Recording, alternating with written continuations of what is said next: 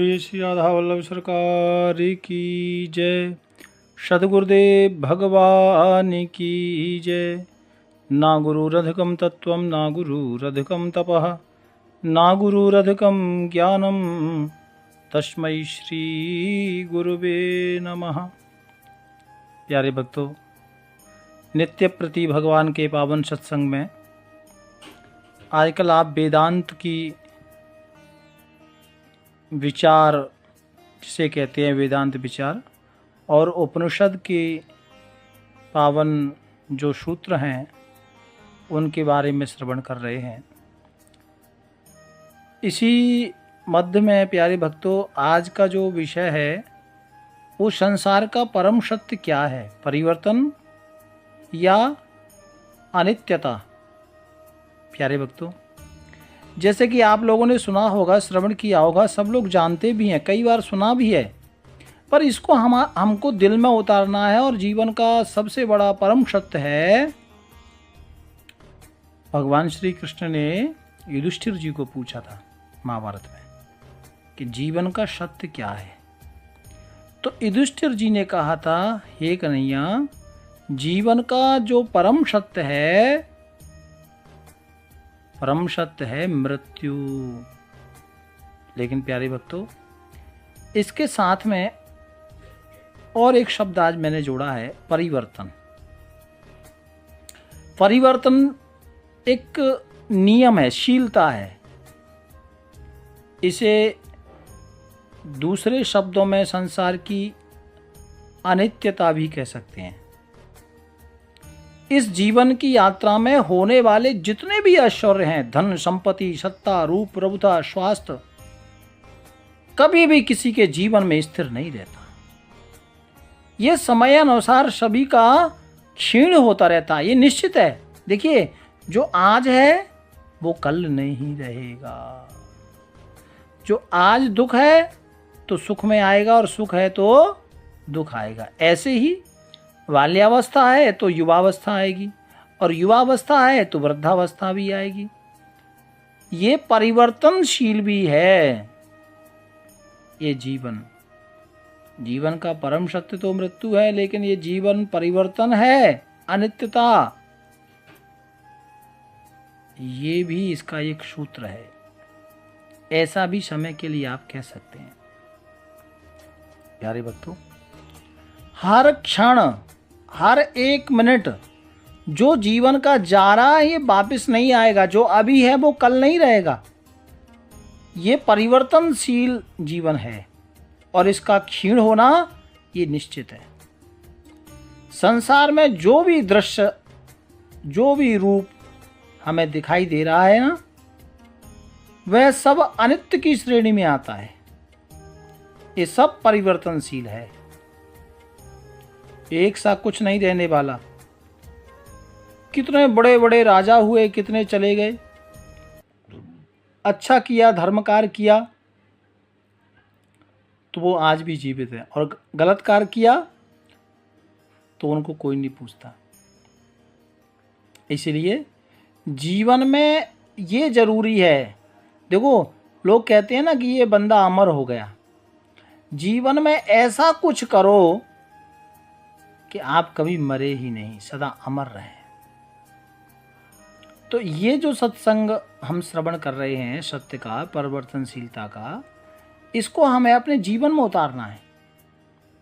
ये अनित्य की श्रेणी में आता है जो भी कार्यकाल है। हम सब परिवर्तन की प्रकृति के या प्रक्रिया के अधीन हैं। जो प्रकृति की प्रक्रिया है उसके अधीन है। कल मैंने बताया था ना प्रकृति के बारे में, कितने प्रकार की प्रकृति है, कितनी धातु है, कैसे ये शरीर बना है। तो ये जो प्रकृति है इसके अधीन हम लोग हैं, संसार है, और इसकी प्रकृति जो प्रक्रिया है, उसके जो इसका नियम है उसके अनुसार या उसमें हम बंधे हैं। नश्वरता का यह बोध प्रत्यक्ष जीव को दिखाई देता है। जो हम आज से कुछ समय पूर्व थे वो आज नहीं है। यहाँ तक कि हमारा अंतःकरण, विचार आदि ये सब बिल्कुल मजबूत नहीं रहते हैं। ये सब भी निरंतर बदलते ही रहते हैं। हर परिवर्तन प्रकृति में भी प्रत्यक्ष दिखाई देता है। देखो, संसार में प्राणी में तो दिखाई देता ही है, लेकिन ये वृक्षों में भी दिखाई देता है। प्रकृति के हार जो प्रकृति से बना है, आप कहीं भी इसे देख सकते हैं। कली से फूल बनना और फूल से खिलकर मुरझाना। प्यारे भक्तों, यही जीवन के सत्य रूप की तरह है।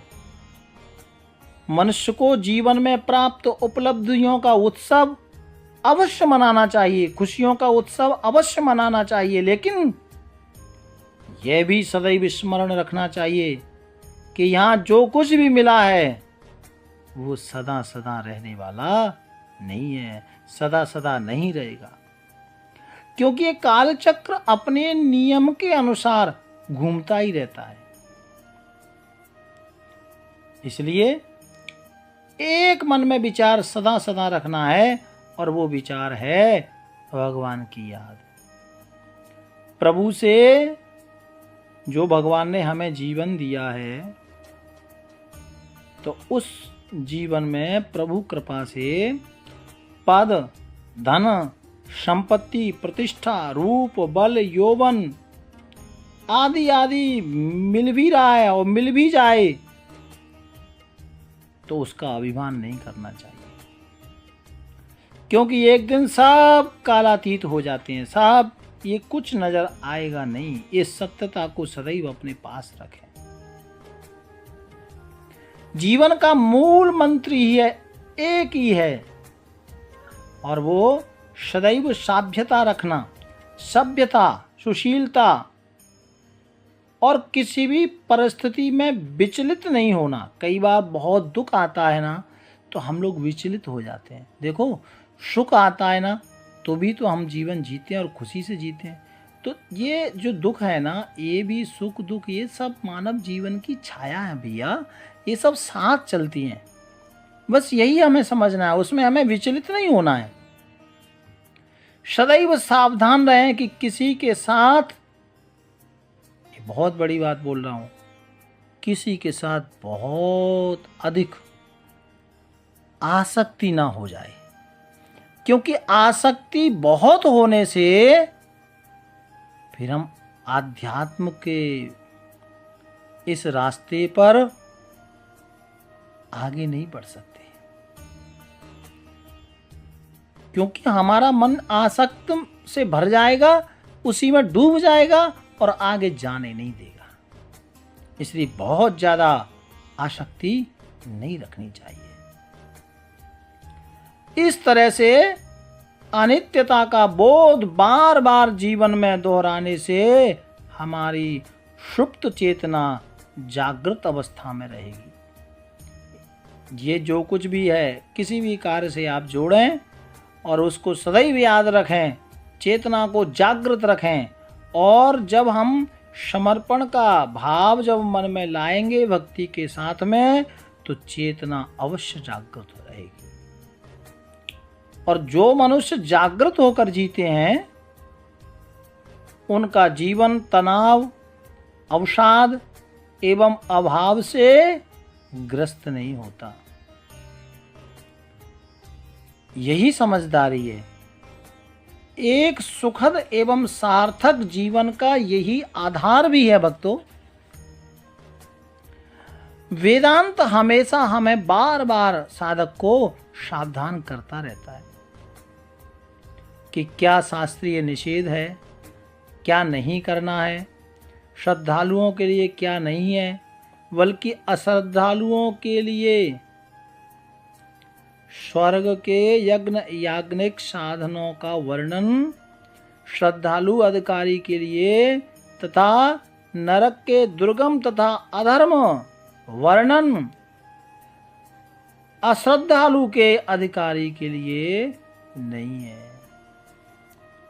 प्यारे भक्तों, कोई भी बुरा कर्म करेगा तो उसे फल मिलेगा, भोगना पड़ेगा, नरक मिलेगा। श्रद्धा के और श्रद्धा रखने से भक्तों एक बहुत अच्छी बात आई है, श्रद्धा रखने से ना नरक नहीं मिलता, परंतु यदि श्रद्धालु बुरा काम करेगा तो उसे भी कीट पतंगादि निम्न योनियां प्राप्त होंगी। ये भी आप ध्यान रखो।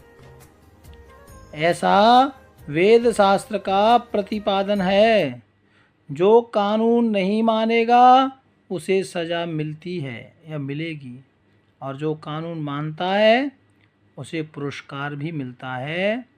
कानून ना मानने वाले की छूट नहीं है, और जानबूझकर मानने का दंड बहुत बड़ा है।